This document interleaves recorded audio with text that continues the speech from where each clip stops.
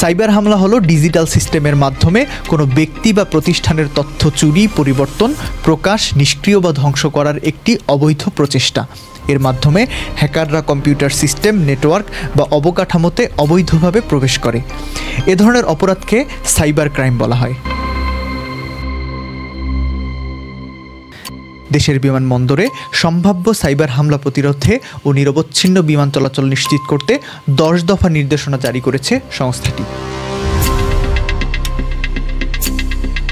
বেবিচকের নির্দেশনায় সবাইকে শক্তিশালী পাসওয়ার্ড ব্যবহার, সন্দেহজনক ইমেইল এড়িয়ে চলা, নিয়মিত সফটওয়্যার আপডেট এবং মাল্টিফ্যাক্টর অথেন্টিকেশন সক্রিয় রাখার পরামর্শ দেওয়া হয়েছে।